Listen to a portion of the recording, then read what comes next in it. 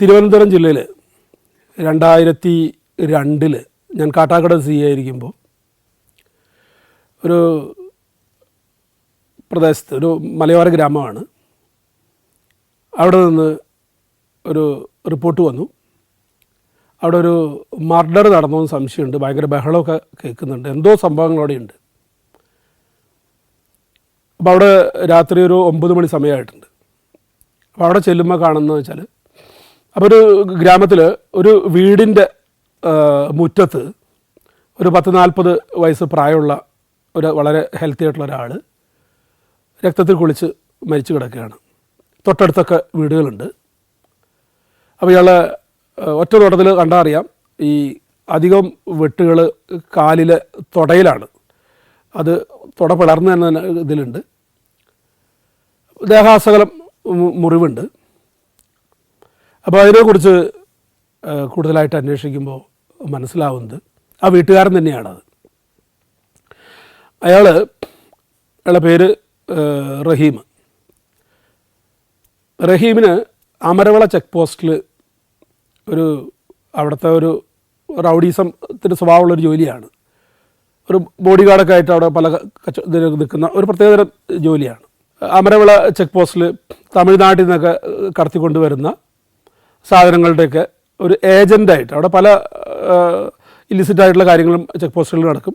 അപ്പോൾ അതിൻ്റെയൊക്കെ ഒരു 2 കൂട്ടരുടെ ഏജൻ്റായിട്ടും അതിൻ്റെ കമ്മീഷനൊക്കെ അടിച്ചു മാറ്റുന്ന അങ്ങനെയുള്ള ഒരാളാണ്. വീട്ടിൽ ഭാര്യ, 2 മക്കൾ. ഒരു സാമാന്യം തിരക്കേടില്ലാത്ത ഒരു ചെറിയ വീടാണ്. അപ്പോൾ വീട്ടിലെ ഒരു സിറ്റുവേഷൻ എന്താണെന്ന് വെച്ചാൽ, ഇയാളെക്കുറിച്ച് അന്വേഷിക്കുമ്പോൾ മനസ്സിലാവുന്ന ഒരു സിറ്റുവേഷൻ എന്താണെന്ന് വെച്ചാൽ, ഇയാൾ എന്നും മദ്യപിച്ച് ഇവിടെ വന്ന് ഭാര്യയെ വല്ലാണ്ട് ഉപദ്രവിക്കും. അപ്പോൾ ഉപദ്രവം സഹിക്കാൻ വയ്യാതായപ്പോൾ ഈ ഭാര്യ അയാളുടെ ഉപ്പയും ഉമ്മയെയും ഈ വീട്ടിലേക്ക് വിളിച്ചു വരുത്തി അവിടെ വീട്ടിൽ താമസമായി. പകലൊക്കെ ഇയാൾ വളരെ മാന്യനാണ്. രാത്രി ആയിക്കഴിഞ്ഞ് കഴിഞ്ഞാൽ എന്തിനാണ് ഈ ഭാര്യയെ ഇയാൾ തല്ലുന്നതെന്ന് ആർക്കും അറിയില്ല. ഭാര്യ ഇട്ട് പറയണമില്ല. ഒരു കിടന്ന് കുറച്ച് നേരം കഴിഞ്ഞ് കഴിഞ്ഞാൽ പിന്നെ ഭാര്യനെടുത്ത് അടിക്കുകയാണ്. അപ്പോൾ ഭാര്യയോട് അവിടെ ഒരുപാട് ജനങ്ങൾ കൂടിയിട്ടുണ്ട്. അപ്പോൾ അവിടെ നമ്മൾ പെട്ടെന്ന് അങ്ങനെ ചോദിക്കുന്നത് ശരിയല്ല. അപ്പോൾ വളരെ രഹസ്യമായിട്ട് നമ്മൾ മഫ്റ്റിയിലൊക്കെ പോലീസിനൊക്കെ ഇട്ട് അയച്ച് കാര്യങ്ങൾ പതുക്കെ പഠിച്ച് അവിടുത്തെ വാർഡ് മെമ്പറോടൊക്കെ ചോദിച്ച് അങ്ങനെ വനിതാ പോലീസിൻ്റെ സാന്നിധ്യത്തിൽ ഇവരോട് ചോദിക്കുമ്പോൾ സാധാരണ കേൾക്കാത്ത ഒരു ദാരുണമായിട്ടുള്ളൊരു സംഭവമാണ്. അപ്പോൾ ഈ ഡെഡ് ബോഡി കണ്ടു. അങ്ങനെ അടുത്ത ആളുകളുടെ അടുത്ത് വീട്ടിൽ ചോദിച്ചപ്പോൾ ആളുകളെല്ലാവരും ഒറ്റ സ്വരത്തിൽ പറഞ്ഞു അത് കൊന്നത് ഈ സ്ത്രീയുടെ അയാളുടെ ഭാര്യയുടെ ആങ്ങളെയാണ്. നൗഷാദാണ് കൊന്നത്. നൗഷാദ് ഇവിടെ വരുമ്പോൾ ഇയാളായിട്ട് വഴക്കുണ്ടാവുന്നു. ഒരു സന്ധ്യ നേരത്തിന് വരുന്നത് വഴക്കുണ്ടായിട്ട് അതിനെ തുടർന്ന് 2 പേരും അങ്ങോട്ടും ഇങ്ങോട്ടും ഒന്നും തള്ളുണ്ടായി.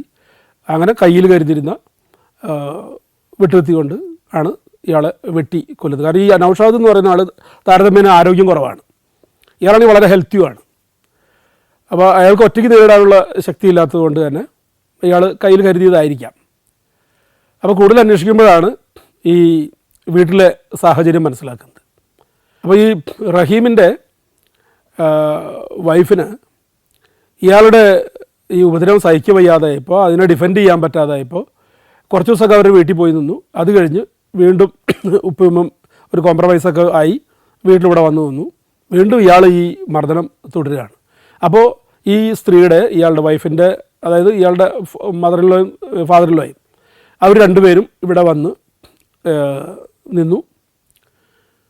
എന്നിട്ടും ചില ദിവസങ്ങളിൽ ഈ അവിടെ ഞായറാഴ്ച പോലുള്ള ദിവസങ്ങളൊന്നും ഇയാൾ പോവില്ല. അപ്പോൾ ഒരു ദിവസം നാട്ടുകാർ നോക്കുമ്പോൾ കാണുന്നതെന്ന് വെച്ചാൽ ഈ ഉപ്പേനും ഉമ്മേനെയും ഈ സ്ത്രീയുടെ ഉപ്പേനും ഉമ്മേനെയും വീട്ടുമുറ്റത്തുള്ള കിണറ്റിൻ്റെ മീതെ ഇങ്ങനെ തള്ളി പിടിച്ചു നിർത്തിയിരിക്കുകയാണ്. ഇതൊക്കെ എന്തിനാണെന്ന് മനസ്സിലാവണില്ല. ഉമ്മേനും ഉപ്പേനും ഇങ്ങനെ തള്ളി ഇങ്ങനെ നിർത്തിയിരിക്കുകയാണ്. അപ്പോൾ നാട്ടുകാരെല്ലാവരും കൂട്ടകളോളിയും കാര്യങ്ങളായിട്ട് വന്നപ്പോൾ അയാൾ മാറി. പിന്നെ കുറച്ച് നേരത്തേക്ക് ഇയാളെ കാണാനില്ല, ഭാര്യനും കാണാനില്ല. വാതിലടച്ചു. കുറച്ച് കഴിഞ്ഞ് ഇയാൾ വളരെ ഹാപ്പി ആയിട്ട് എല്ലാവരോടും അങ്ങനെ എങ്ങനെയെന്നൊക്കെ പറഞ്ഞ് പോയിരുന്നു. അപ്പോൾ ഈ ദുരൂഹത ഇങ്ങനെ കണ്ടിന്യൂ ചെയ്യുകയാണ്. അപ്പോഴാണ് ഈ സംഭവ ദിവസം നൗഷാദിന് ഈ കശാപ്പ് ജോലിയാണ്. അവിടേക്കൊരു കോള് വന്നു, എടാ നിൻ്റെ സഹോദരിയുടെ ആ 2 കുഞ്ഞു മക്കളെ ഈ കിണറ്റിൻ്റെ മീതെ പിടിച്ചു നിർത്തിയിരിക്കുകയാണ് അയാൾ, വേഗം പറഞ്ഞാൽ അയാളെ കെട്ടിലിട്ട് കൊല്ലും. അതിനകത്ത് എന്തോ ഭാര്യയോട് ആവശ്യപ്പെടുന്നുണ്ട്, അത് അതിന് സമ്മതിക്കാത്തതുകൊണ്ടാണ് ഇത് ചെയ്യുന്നത്. അപ്പോൾ നൗഷാദ് കരുതി ഇനിയിപ്പോൾ എന്തായാലും അയാൾ അത്രയും നല്ലൊരു മനുഷ്യൻ ഈ നൗഷാദ്, അതാണ് നമുക്കതിനകത്തൊരു പിന്നാമ്പറം. അയാൾ പോകുന്നപ്പോൾ ഒരു ധൈര്യത്തിന് വേണ്ടിയിട്ട്, കാരണം ഇയാളടുത്ത് ഒന്ന് സംസാരിക്കാൻ പറഞ്ഞെങ്കിൽ എന്തെങ്കിലും കയ്യിൽ കരുതണം എന്ന് കരുതിയിട്ട് അവിടെ നിന്ന് ഈ അറക്കാൻ ഉപയോഗിക്കുന്ന വെട്ടുകത്തി കൊണ്ടുപോകുന്നു. ഈ വീടിൻ്റെ കുറച്ചപ്പുറത്ത് തിരുവനന്തപുരം ഭാഷ പറഞ്ഞ വാഴത്തോട്ടം, ആ വാഴപ്പണയുടെ ഒരു സൈഡിൽ വെട്ടുകത്തി ഇട്ടിട്ടാണ് ഇവരോട് സംസാരിച്ച് ഇനി ഉണ്ടാവരുതെന്ന്, ഞാൻ സഹോദരിയും കുട്ടികളെയും കൂട്ടിക്കൊണ്ടുപോകാൻ വേണ്ടി വന്നതാണ് എന്നൊക്കെ പറയുന്നത്. അപ്പോൾ വീണ്ടും അത് വഴക്കായി. ഇവർ ഓടിച്ചെന്ന് ആ വാഴപ്പണയുടെ കിടന്നിരുന്ന വെട്ടുകത്തി എടുത്തുകൊണ്ട് വന്നിട്ട് ഇവർ താഴെ വെട്ടി ഇടാനോ ഉദ്ദേശിച്ചിട്ടുണ്ടായുള്ളൂ, നടക്കരുത് ഇവൻ അത്ര ഉദ്ദേശിച്ചിട്ടുണ്ടായുള്ളൂ. പക്ഷേ അതിൽ നിന്നില്ല, അങ്ങനെ ആ മർഡർ ഉണ്ടായി. അപ്പോൾ പിറ്റേ ദിവസം അതിൻ്റെ കാര്യങ്ങളൊക്കെ നടക്കുന്നു. നമ്മൾ ഇൻക്വസ്റ്റും പോസ്റ്റ്മോർട്ടമൊക്കെ കഴിഞ്ഞു. വിശദമായി അന്വേഷിക്കുമ്പോഴാണ് മനസ്സിലാവുന്നൊരു കാര്യം, ഇയാൾ എന്തിനാണ് ഈ വഴക്കടിക്കുന്നതെന്ന് വെച്ച് കഴിഞ്ഞാൽ, ഇയാൾ അമിതമായിട്ട് മദ്യപിച്ച് വരുന്ന രാത്രികളിൽ ഭാര്യയുമായിട്ട് ശാരീരികമായിട്ട് ബന്ധപ്പെടുമ്പോൾ ഇയാൾക്കത് സക്സസ് ആവില്ല.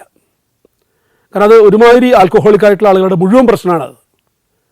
കാരണം ഷേക്സ്പിയർ പറയുന്നുണ്ട്, ഇറ്റ് ഇവോക്സ് ഡിസയർ. അത് ആൽക്കഹോളിനെ കുറിച്ചാണ്, മദ്യത്തെക്കുറിച്ചാണ്. ഇറ്റ് ഇവോക്സ് ഡിസയറാണ്, ആഗ്രഹങ്ങൾ ഉദ്ദീപിപ്പിക്കുകയും ചെയ്യുന്നുണ്ട്. പക്ഷെ അത് ഈറ്റ്സ് അവേ ഇറ്റ്സ് എഫിഷ്യൻസി. ആ എഫിഷ്യൻസിയുടെ ഭാഗത്തേക്ക് വരുമ്പോൾ അത് ഫുൾഫിൽ ചെയ്യാൻ പറ്റുന്നില്ല. പക്ഷേ ഇയാൾ വൈഫിനെ ചേർത്ത് പിടിച്ച് ആ ഒരു പ്രോസസ്സ് മിനിറ്റുകളോളം മണിക്കൂറുകളോളം നീളുന്നൊരവസ്ഥ. പിന്നെ ഇയാളെ കാണുമ്പോഴേക്കും ഈ സ്ത്രീക്ക് ഒരുമാതിരി ഫോബിയ വരികയാണ്, ഈ സെക്ഷൽ കോണ്ടാക്റ്റിനോട് ഒരു ഭയങ്കര ഫോബിയ വരികയാണ്, പേടിയാണ് ഇയാൾക്ക്, ഈ പെൺകുട്ടിക്ക്. അതിനാണ് ഇയാൾ വരുമ്പോഴേക്കും ഈ സ്ത്രീ എന്താ വെച്ചാൽ ഈ 2 മക്കളെ ഇടയിൽ കയറി കിടക്കും. ആ മക്കളെ ഇടയിൽ നിർത്ത് പോലും ഈ സ്ത്രീനെ റഹീം എടുത്തുകൊണ്ട് വന്നിട്ട് അവൻ കയ്യിൽ പൊക്കി നിർത്തിയിട്ട് ഈ ഭിത്തിയിൽ തല വെച്ച് ഇടിക്കും. അവരുടെ ഉപ്പ എന്നെ കാണിച്ചു തന്നു, സാർ ഇത് പിള്ളേർ പടം വരച്ചതൊന്നുമല്ല സാറേ, എൻ്റെ മകളുടെ തലയൊട്ടി പൊട്ടിയിട്ട് വന്ന ചോരയാണ്. അപ്പോൾ ആ ഒരു ഇത് നിൽക്കാണ്ട് പറ്റുമ്പോൾ ഉപ്പരും ഉമ്മേരും കുട്ടികളെയും കൂടെ ഈ സ്ത്രീ കിടക്കാൻ തുടങ്ങിയത്. അപ്പോഴാണ് ഈ ഉപ്പേനും പിടിച്ചിട്ടിട്ട് അവരകത്ത് പോയത് ആ സെക്ഷൽ കോണ്ടാക്റ്റിന് വേണ്ടിയിട്ടാണ്. പകല് ഇങ്ങനെയുള്ള ആളുകളെ സംബന്ധിച്ചിടത്തോളം ഒരു ഔചിത്യമോ കുട്ടികൾ കാണുമെന്നോ അത്രയും വലിയ തീവ്രമായൊരു മാനസിക രോഗമാണ്. കാരണം ഞാനൊരു സൈക്കോളജിസ്റ്റ് കൂടിയാണ്. അപ്പോൾ അത് ഒരുപാട് ട്രീറ്റ്മെൻറ്റ് ആവശ്യമായിട്ടുള്ളൊരു കാര്യമാണ്. ഇങ്ങനെയുള്ള കേസുകളിൽ ഉപദേശം കൊണ്ട് യാതൊരു വിശേഷവുമില്ല. അതൊരു സൈക്കിക്കായിട്ടുള്ള ഒരു സൈക്കാട്രി ട്രീറ്റ്മെൻറ്റ് ആവശ്യമാണ്. അപ്പോൾ ഇത് തന്നെയാണ് പിന്നീട് കുട്ടികളെ എടുക്കുമ്പോഴും ഇങ്ങനെ കാണിച്ചു കഴിഞ്ഞാൽ ഭാര്യ സമ്മതിക്കും. ഭാര്യ ഈ സെക്ഷൽ കോണ്ടാക്റ്റിന് സമ്മതിക്കാൻ വേണ്ടിയിട്ടാണ് ഈ കാര്യം ചെയ്യുന്നത്. അപ്പോൾ അതൊരു വേറിട്ട ഒരു അനുഭവമായിരുന്നു, ഒരു ക്രൈമിലേക്ക് നയിക്കുന്ന ആ വീട്ടിലെ അന്തരീക്ഷം, ഉപ്പയുടെ ഉമ്മയുടെയും വാക്കുകളും ആ കൊലപാതകമൊക്കെ കഴിഞ്ഞ് ഈ നൗഷാദിനെ അറസ്റ്റ് ചെയ്തിട്ട് ഈ വീട്ടിലേക്ക് തെളിവെടുപ്പിന് കൊണ്ടുവരികയാണ് നമ്മൾ. അപ്പോൾ വാഴപ്പണരെ അയാളെ വീട്ടിലേക്ക് ഒന്നും കൊണ്ടുവന്നിട്ടില്ല. കറക്റ്റ് വെപ്പൺ തന്നെ പോരുന്ന വഴിയിൽ ഈ വാഴപ്പണരെ തന്നെ ഒരു സ്ഥലത്ത് എറിഞ്ഞിട്ടുണ്ടായിരുന്നു. ശരിക്കും അത് വലിയ എവിഡൻസ് വാല്യൂ ഇല്ല കറക്റ്റിന്. കാരണം അങ്ങനെ ഓപ്പൺ പ്ലേസിൽ നിന്ന് ഒരു വെട്ടുകത്തി എടുത്തുകൊണ്ട് വന്നു കഴിഞ്ഞ് നമ്മൾ 27 കയറി വെച്ചിട്ട് കോടതിയിൽ വന്നു കഴിഞ്ഞാൽ കോടതി ചോദിക്കുന്നൊരു ചോദ്യം ഇതാണ്, നിങ്ങൾ എവിടെ നിന്നാണ് ഈ എമ്മോ ആ മെറ്റീരിയൽ ഒബ്ജക്റ്റ് എന്ന് പറഞ്ഞാൽ ഈ എമ്മോ വാക്കത്തി നിങ്ങൾ എവിടെ നിന്ന് എടുത്തത്? തോട്ടത്തിൽ നിന്നാണ്.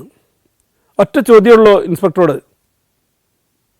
ഇതവിടെ ആർക്ക് എറിഞ്ഞൂടെ? ഇത് നൗഷാദിന് മാത്രമല്ലല്ലോ, ആ വഴിയെ പോണ ആർക്ക് വേണമെങ്കിലും അവിടെ ആ വെട്ടുകത്തി എറിഞ്ഞൂടെ? ഈ വെട്ടുകത്തി അത് നോക്കട്ടെ, ആ വെട്ടുകത്തി ഇത്രയും നിങ്ങൾ, എത്ര അലകിന് ഇത്ര നിങ്ങളെ പിടിക്ക് എത്ര നിങ്ങൾ മാസ്റ്റർ എഴുതി തന്നിട്ടുണ്ടല്ലോ. ഇത് മാർക്കറ്റിൽ വാങ്ങിക്കാൻ കിട്ടില്ലേ? ചാല മാർക്കറ്റിൽ ഈ സാധനം വാങ്ങിക്കാൻ കിട്ടില്ലേ? ഇതേ ഇതിലുള്ള വലുപ്പത്തിലുള്ള ഒരു വെപ്പൺ വാങ്ങിക്കാൻ കിട്ടില്ലേ?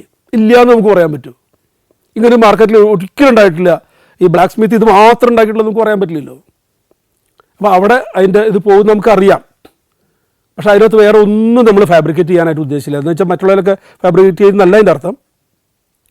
പക്ഷെ അത് അതിൻ്റെ വഴിക്ക് പോയാൽ മതി എന്നുള്ളത് അതിൻ്റെ ഞാൻ പറയുന്നതിൻ്റെ ഒരു ഇന്നർ മീനിങ് മനസ്സിലായി കാണല്ലോ. അങ്ങനെ അയാളെ കൊണ്ടുവന്ന് കറക്റ്റ് സാക്ഷികൾ അവിടെ കൂടിയ 2 സാക്ഷികൾ, ആ സാക്ഷികൾ ഒപ്പുവെച്ച് കഴിഞ്ഞാൽ സ്വാഭാവികമായിട്ടും കോടതിയിൽ കൂറുമാറുന്ന നമുക്കറിയാം.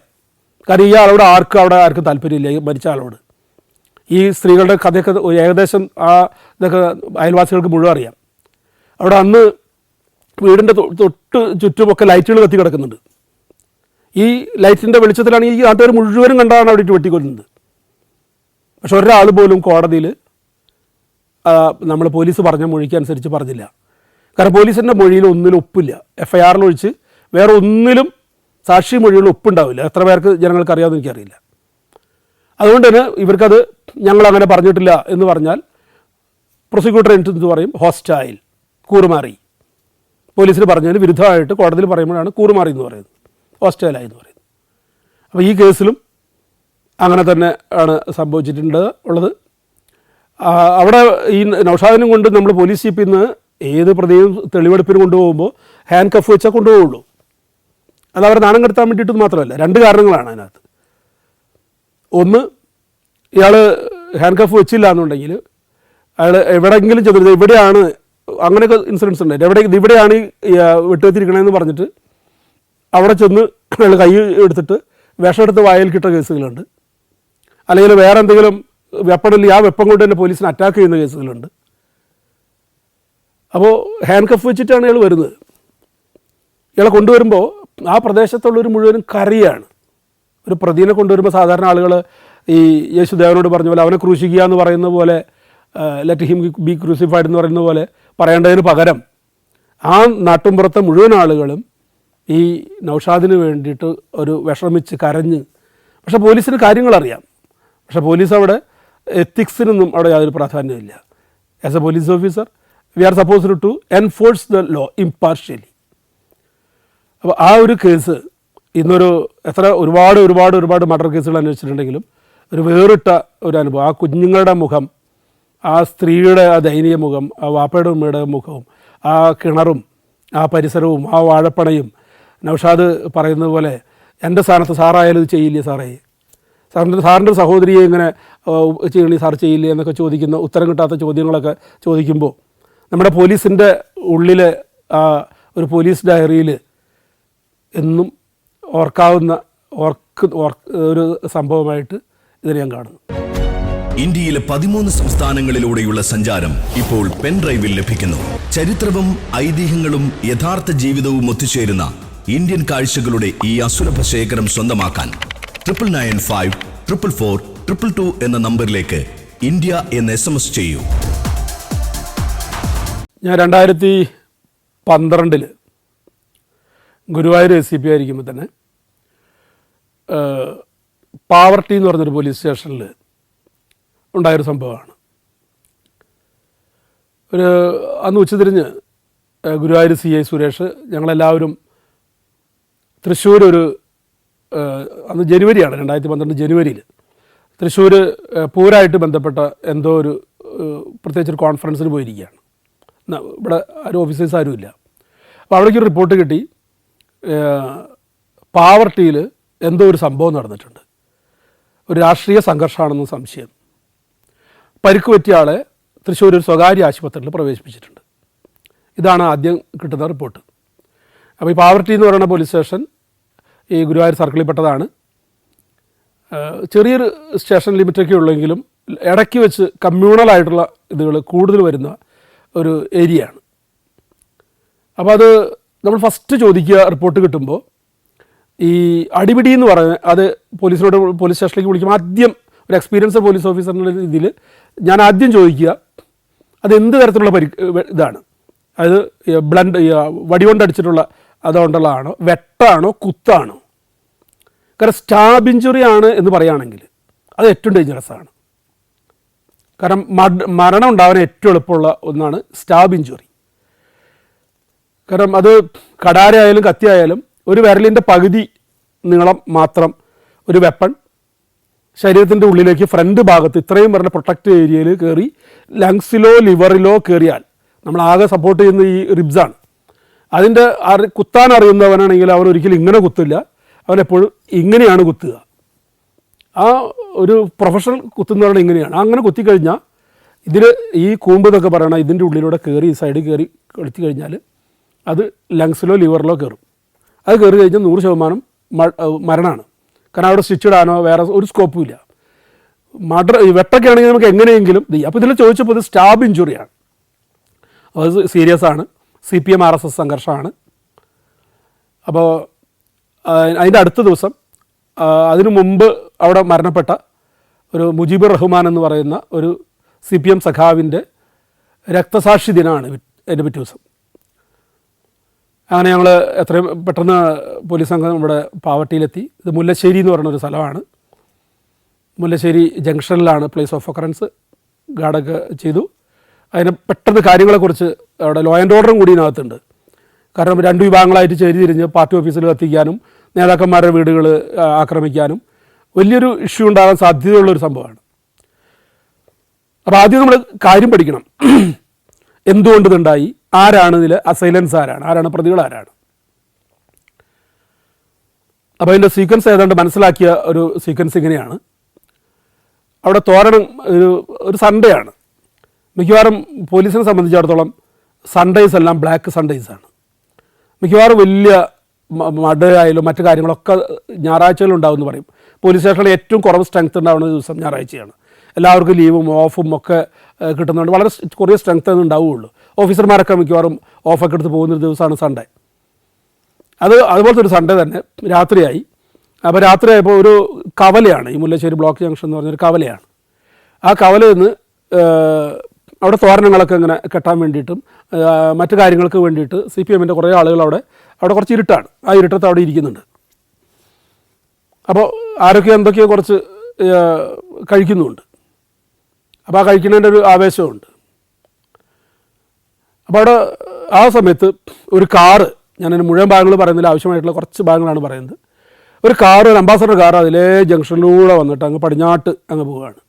അപ്പോൾ ഈ ജംഗ്ഷനിൽ നിന്ന് മെയിൻ റോഡ് നേരെ പാവർട്ടി കാഞ്ഞാണി ഗുരുവായൂർ റോഡാണ്.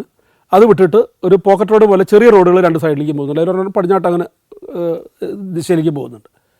അവിടേക്ക് അംബാസഡർ കാർ അങ്ങനെ തിരിഞ്ഞു വന്നപ്പോൾ അതിനകത്ത് ഉണ്ടായിരുന്നത് കുറച്ച് ഈ RSS BJP പ്രവർത്തകരായിരുന്നു. അപ്പോൾ ഇവിടെ ഇരുട്ടത്തിരിക്കുന്നവർ എന്തോ പറഞ്ഞ് അങ്ങോട്ട് ഇവിടെ 1, 2 പറഞ്ഞ് വഴക്കായി, കൂക്കിവിളിയായി, ബഹളായി, ഭീഷണിപ്പെടുത്തി ഓടിച്ചു. കാറിൽ വന്നവർ ഓടിച്ചു.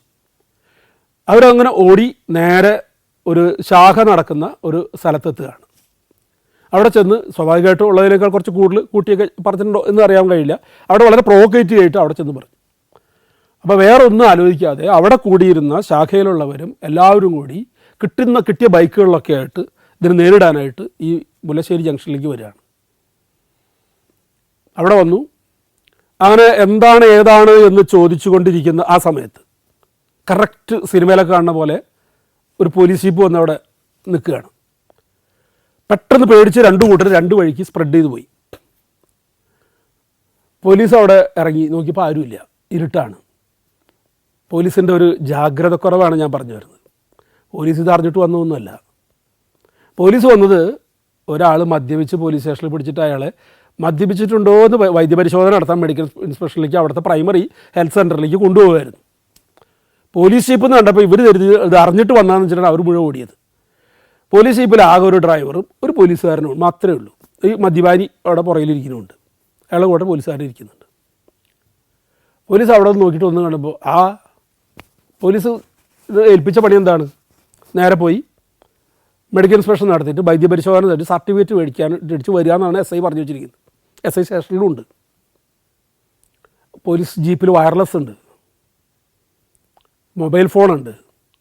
ആ പോയ പോലീസുകാരൻ്റെ ഔചിത്യക്കുറവോ അല്ലെങ്കിൽ അയാൾ വിളിച്ച് പറഞ്ഞിട്ട് സ്റ്റേഷനിലിരുന്ന ഓഫീസറുടെ ഔചിത്യക്കുറവോ എന്നറിയില്ല, പോലീസ് ജീപ്പ് അങ്ങോട്ട് പോയി. ഇതിലൊരു ഈ മദ്യപാനിയായിട്ടുള്ള ഒരാൾ മദ്യപിച്ച് കൂടി വന്നു കഴിഞ്ഞാൽ ആകെ ഒരു പെറ്റ് കേസാണ് അയാൾക്ക് കൊടുക്കാനുള്ളത് പരമാവധി. അത് ആ പോലീസ് ഇപ്പോൾ അവിടെ ഇരുന്ന് എസ് ഐനെ വിളിച്ച് വരുത്തി ഇവിടെ എന്തോ സംഭവിച്ചിട്ടുണ്ട്, ഇവിടെ കുറേ ബൈക്കുകൾ ഇരിക്കുന്നുണ്ട്, അത് കാണാനുള്ള ഒരു പെർസെപ്ഷൻ ഇവിടെ എന്തോ. കാരണം ഇത് അടുത്ത ദിവസം അവിടെ രക്തസാക്ഷി ദിനമാണ്. എത്ര അരങ്ങുകൾ കെട്ടിയിട്ടുണ്ട്, ചോപ്പ് അരങ്ങൾ മുഴുവൻ കെട്ടിയിട്ടുണ്ട് അവിടെ. അവിടെയാണ് ഒരു ക്രൗഡ് രണ്ടായിട്ട് സ്പ്ലിറ്റ് ചെയ്ത് പോകുന്നത്. അത് ഓർക്കാണ്ട് അതെടുത്തവിടെ പോയപ്പോൾ ഇവർക്ക് പിന്നിൽ നോക്കിയപ്പോൾ മനസ്സിലായി വണ്ടിയിലൊന്നും ആളുമില്ല, ഇത് ഇങ്ങോട്ട് വന്നതല്ല എന്നുള്ളത്. അപ്പോൾ ഒരു ഭാഗത്ത് CPM-ൻ്റെ ആളുകൾ ഇരുട്ടത്ത് നിൽക്കുന്നുണ്ട്, ഒരു ഭാഗത്ത് RSSൻ്റെ ആളുകൾ നിൽക്കുന്നുണ്ട്. RSSൻ്റെ ആളുകൾ എണ്ണത്തിൽ കുറവാണ്, ഇവിടെ കൂടുതലാണ്. അപ്പോൾ ഇവരിവിടെ പതുങ്ങി നിന്നു. അപ്പോൾ ഇവർക്കറിയാം ഈ ഓടിപ്പോയവർ അവരെല്ലാം ബൈക്കിന് വന്നിരിക്കുന്നത്. ആ ബൈക്ക് എടുക്കാൻ എന്തായാലും അവിടെ വരുന്നവർക്കറിയാം. ബൈക്കിൻ്റെ പരിസരത്ത് ഒരു കാത്തിരുന്നു. കുറച്ച് നേരം കഴിഞ്ഞപ്പോൾ ഇവർ പതുക്കെ ആരുമില്ല എന്ന് വിചാരിച്ച് ബൈക്ക് എടുക്കാനായിട്ട് ബൈക്കിൽ സ്റ്റാർട്ട് ചെയ്തപ്പോൾ ആക്രമിച്ചു. അതിൽ ഷാരോൺ, 19 വയസ്സുള്ള ഷാരോൺ, അതേ ഗണവേഷം, കാക്കി ട്രൗസറും ഇതിൽ നിൽക്കുന്ന അവർ പ്രോഗ്രാമിൽ നിൽക്കുന്ന ആ വേഷം, ഒറ്റ കുത്താണ്, ഒരൊറ്റ കുത്ത്, സിംഗിൾ സ്റ്റാബ്. ബാക്കിയുള്ളവരൊക്കെ വടി മറ്റതൊക്കെ വെച്ചൊക്കെ മറ്റുള്ളവരൊക്കെ അടിക്കുന്നുണ്ട്. പക്ഷെ പ്രധാനമായിട്ട് പരിക്ക് പറ്റിയത് ഇവർ മാത്രമാണ്, ഷാരോണിന് മാത്രമാണ്. അങ്ങനെ ഇത് വന്നു ബഹളമായിരുന്നപ്പോൾ എല്ലാവരും സ്പ്രെഡ് ചെയ്ത് ഓടി. പെട്ടെന്ന് തൃശ്ശൂരിൽ നിന്ന് ഞങ്ങളിവിടെ വരുമ്പോഴേക്കൊക്കെ ഇവിടെ ആകെ കാര്യങ്ങൾ ഔട്ട് ഓഫ് ഇതിൽ പോയി. വഴി മുഴുവൻ ബ്ലോക്ക്, ആകെ പ്രശ്നങ്ങൾ, തല്ലി തകർക്കണ പ്രശ്നങ്ങൾ. ഞായറാഴ്ചയാണ്, പെട്ടെന്ന് അവിടെ നിന്നൊക്കെ പോലീസിന് കിട്ടാൻ പാട്. അപ്പോൾ ഇനി അടുത്ത ഒരു ടീമിനെ ഈ പ്രതികൾ ആരാണെന്ന് അന്വേഷിക്കാനും മറ്റു കാര്യങ്ങൾക്കൊക്കെ വേണ്ടി സുരേഷിൻ്റെ നേതൃത്വത്തിൽ, CG സുരേഷിൻ്റെ നേതൃത്വത്തിലൊക്കെ പോയി. പാവട്ടി SI മറ്റെല്ലാവരെയും പെട്ടെന്ന് കാര്യങ്ങളൊക്കെ ഓർഗനൈസ് ചെയ്ത് ലോ ആൻഡ് ഓർഡർ ആദ്യം 2-3 കാര്യങ്ങളുണ്ട് ലോ ആൻഡ് ഓർഡർ വരുമ്പോൾ. ഇനിയൊരു ഫർദറായിട്ട് റിട്ടാലിയേഷൻ ഇല്ലാതെ നോക്കണം. അതിന് ഫസ്റ്റ് നമ്മൾ നോക്കുക. അതേ ഇമ്പോർട്ടൻസ് തന്നെയാണ് ആരാണ് ഇതിലെ സസ്പെക്റ്റഡ് ആയിട്ടുള്ള ആളുകളെന്നുണ്ടെങ്കിൽ അവർ വീടുകൾ റെയ്ഡ് ചെയ്യുക, കിട്ടിയാലും കിട്ടിയില്ലെങ്കിലും അവർ വീടുകൾ റെയ്ഡ് ചെയ്യുക. പെട്ടെന്ന് പോലീസ് പിക്കറ്റ് പോസ്റ്റുകൾ ഏർപ്പെടുത്തുക. പല സ്ഥലത്തും പ്രധാന പോയിന്റുകളിലൊക്കെ 2 പേര് ഇട്ടെടുക്കുക. ഈ ജൂറിസ്ഡിക്ഷൻ മൊത്തം 2, 3, 4 ഗ്രൂപ്പാക്കി മാറ്റിയിട്ട് റോഡുകളെ ഓരോ ഓഫീസർമാർക്കും ഓരോ ജീപ്പ് കൊടുത്ത് ഓരോ ഏരിയകളിൽ പെട്രോളിങ് ചെയ്യിക്കുക. അപ്പോൾ law and order patrolling, picket post, മറ്റു ജില്ലകളിലെ DSPമാരെ മറ്റുള്ളവരൊക്കെ SP-നെ അറിയിച്ച് മേലുദ്യോഗസ്ഥന്മാർ സ്ഥലത്ത് വരിക. ഒപ്പം രാഷ്ട്രീയ നേതാക്കന്മാരായിട്ടുള്ള 2 കൂട്ടരുടെയും BJP-യുടെയും RSSൻ്റെയും മറ്റേ CPM-ൻ്റെ നേതാക്കന്മാരായിട്ട് ഇൻട്രാക്ട് ചെയ്യുക, അവരെ സ്ഥലത്ത് കൊണ്ടുവരിക. ഈ അവിടെ ഒരു സമാധാനം നിലനിർത്തുന്നതിന് വേണ്ടിയിട്ട് ഉള്ള കാര്യങ്ങൾ ചെയ്യുന്നതോടൊപ്പം ഇതിനകത്ത് പ്രതികളെ ആരാണെന്ന് അറിയണം, അവരെ പിടിക്കണം. പ്ലസ് ഈ ഷാരോണിന് എന്ത് സംഭവിച്ചു എന്നറിയണം. അതാണ് ഇനി പറയാൻ പോകുന്ന മറ്റൊരു പോയിന്റ്, ഇതിൻ്റെ കൂടെ കൂട്ടി വായിക്കേണ്ട ഒരു പോയിന്റ്. അപ്പോൾ അവിടെ മൊഴിയെടുക്കാൻ പറ്റുന്നില്ല, തിയേറ്ററിലാണ്. അപ്പോൾ അത് കഴിഞ്ഞ് പറഞ്ഞിട്ട് അയാൾ പറയുന്നൊരു ഭാഗം, ഞാൻ ഗുരുവായൂർ ACP ആണ്. അപ്പോൾ ആ മേലുദ്യോഗസ്ഥൻ്റെ രീതിയിൽ അയാൾ പറഞ്ഞു, സാർ ഒന്നും ഇങ്ങോട്ട് അർജൻറ്റായിട്ട് ഇങ്ങോട്ട് വരണം. അപ്പോൾ അതിനകത്ത് എന്തോ ഞാൻ ആദ്യം ധരിച്ച് അവിടെ BJP-കാർ എന്തെങ്കിലും കുഴപ്പമുണ്ടാക്കാൻ വേണ്ടിയിട്ട് അതുകൊണ്ടായിരിക്കാം, അല്ലെങ്കിൽ മറ്റേ ഹോസ്പിറ്റലിൽ സീനായതുകൊണ്ടായിരിക്കാം. അപ്പോൾ അവിടെ ചെല്ലുമ്പോൾ കാണുന്ന ഒരു ഞെട്ടിക്കുന്നൊരു അനുഭവം എന്ന് പറഞ്ഞു കഴിഞ്ഞാൽ